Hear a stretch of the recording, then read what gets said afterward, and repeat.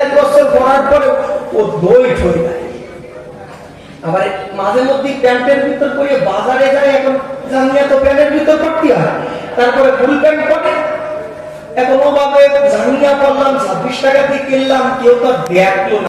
অনেক সময় মানে দরজা ঠিকঠাক দেয়, জানালা খোলা রাখি মানে চার দোকানে যখন বেঞ্চে বসে চা খায়, জানালা ফাঁকা হয়ে যায়, অনেক কর্তা আবার চশমার উপর দিয়ে আর চোখে তাকায়, দেখে একটু সুখ পায়। তাই এইরকম একদিন চা খাতে গেছে, এমন সময় বাড়ি ফিরে আসছে, ওই আকাশ বাংলা ভালো ছিল না, ঝারিয়ে দিছে। মানে বৃষ্টিতে ওর জাঙ্গিয়া পুরো বডি ভিজে গেছে।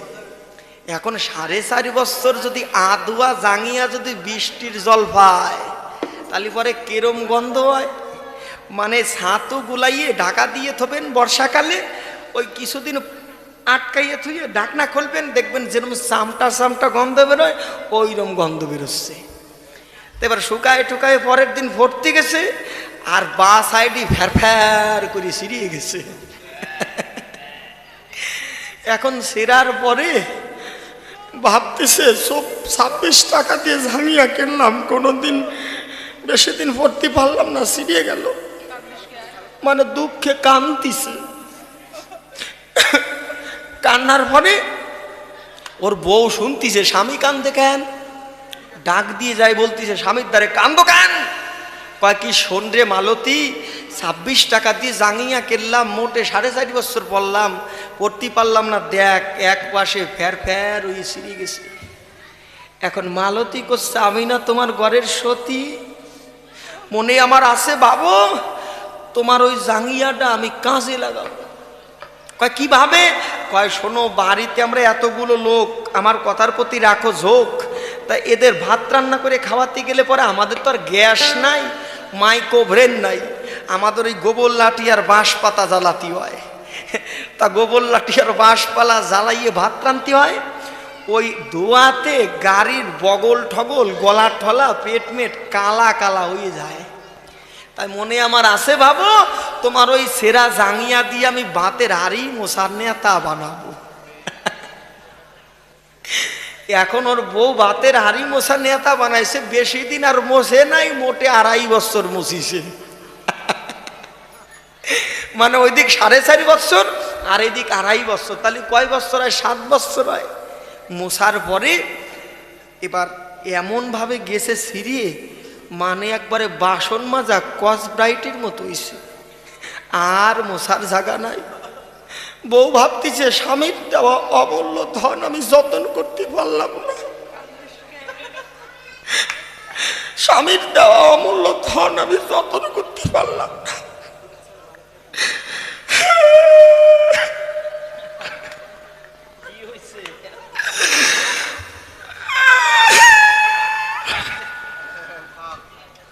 আমি ডুবিয়ে মরবো, স্বামীর দেওয়া ধন যত্ন করতে পারি না, আমি ডুবিয়ে মরবো। ভাঙা কলসি গলায় ঝুলেছে, নিবারণের গর্তে যায় ডুবিয়ে মরবে। নিবারণের গর্তে যায় ডুব দিতে গেছে, এমন সময় লাল সাদ বইরা গিয়াজি রয়েছে কত্তাল নিয়ে। কয় এই মালতী, তুই মরবি কেন? কয় গোসাই কইও না, স্বামীর দেওয়া অমূল্য ধন আমি যত্ন করতে পারি নাই, এই জীবন আর রাখবো না, আমি ডুবিয়ে মরবো। ডুবিয়ে মরিস না, করি বর্ণনা, তোর ঘরে পোলা আছে না? কয় হ, প্রায় 17 বছর পরে না বিভ করে একটা হইছে। কয় ওটা গরুর দুধ খায় না তোর দুধ খায়? কয় না, গরুর দুধ খায়। কয় ওটা জ্বালাইয়ে খাওয়াইস না কাঁচাই খাওয়াই? কয় না গোসাই, কাঁচাই গ্যাস হয়ে যায়, জ্বালাইয়েই খাওয়াই। কয় শোন, ওই যে জাঙ্গিয়াটা ভালো করে রোদ্রে মেলে থুবি, শুকাইয়ে মসমসে দিলখুশ পাপড়ের মতো হবে, ওইটা জ্বালাইয়ে দুধ গরম করিয়ে তোর পোলা রেখা হবে। লাল সাদ বৈরাগীর বুদ্ধি শুনিয়ে তো 7-8 রকম ঠেকতেছে। বাড়ি নিয়ে আসে ওই মাল ধরাইয়ে দিছে, দুধ টকবক টকবক ফুটতেছে, ওই ফোটার আওয়াজ ওর স্বামীর কানের ভিতর ঢুকেছে, ঘর থেকে বেরোইছে। বেরোইয়ে এখন দেখতেছে, হাহারে আমার 26 টাকার জাঙ্গিয়া আগুনে পুইরা যাচ্ছে। বউরে কয় একটা নারকেলের মালাই নিয়ে আয়। মালাই দিয়ে কি করবা? কয় ওই ছাই বাড়ি করবো, আমার 26 টাকা পুড়িয়ে ছাই হয়েছে। ওই এখন হাত দিয়ে না, হাত দিলে পরে ঠোসা পুড়িয়ে যাবে। আগামীকাল সকালবেলা হাত দিয়ে, সকাল হয়েছে, মালয় নিয়ে উনুনের কাছে গেছে, মালয় ঢুকাইয়ে ছাই বের করে হাতের তালুর উপর রাখিছে, মনে হচ্ছে যেন আসমন করে। হাতের তালুর মধ্যে রাখে দেখতেছে আমার 26 টাকার ছাগিয়া পুরা ছাই ছাই হইয়া গেল। এই ছাই ফেলে দিন না, মনে আমার আছে, ভাবো এই ছাই দিয়ে আমি দাঁত মাজা পাউডার বানাবো।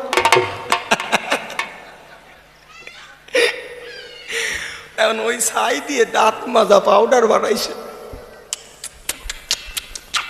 ভালো করে ঘষিছে, ঘষে মানে মাল মশলা তুলিছে, তুলে এখন কল পামাইয়ে হাতের তালুতে জল নিয়ে মুখের মধ্যে নিচ্ছে, কুলি কুচি করে তখন করে দিছে। ওই আমার 26 টাকার রাঙিয়া জলে দুইয়া বাসা চলে গেল। তাই করিমানা এইরকম কিপ্টের মতো জবাব দিয়ে না। তবে আর বেশি কথা বলবো না, ছেড়ে দিয়ে যাবই আমার কবির কল্পনা। দেখি এর পরে এসে কোন কথা কয়, কোন ভাবেতে দিয়ে যায় তার ভাবের পরিচয়। যে ভাবেতে প্রশ্নপত্র করে গেছি দান, একে একে জবাব দিও কৃষ্ণ ভগবান। বক্তৃতা শক্তিতা খুব কিছু বটে নাই, সব চরণে দণ্ডবত প্রণামও জানাই। দেখো দণ্ডবত আরো করতে পারি কই, তবে দণ্ডের মতো আরো হতে পারি কই। দেখো হাত হতে যেমন লাঠি ধরাই করে যাই, দেখো সেরূপ হলে তারে দেখো দণ্ডবত পায়। শেষ আশীর্বাদ দিল, তবে রামচন্দ্র ভগবানের পরাজিত হলো, মায়ের আশীর্বাদে সন্তান পাচ্ছে না, তাই তো অন্তরে করে জীবন। এখানে ভাব আমার সাঙ্গ হইয়ে গেল, একবারে যার যার পিতা মাতা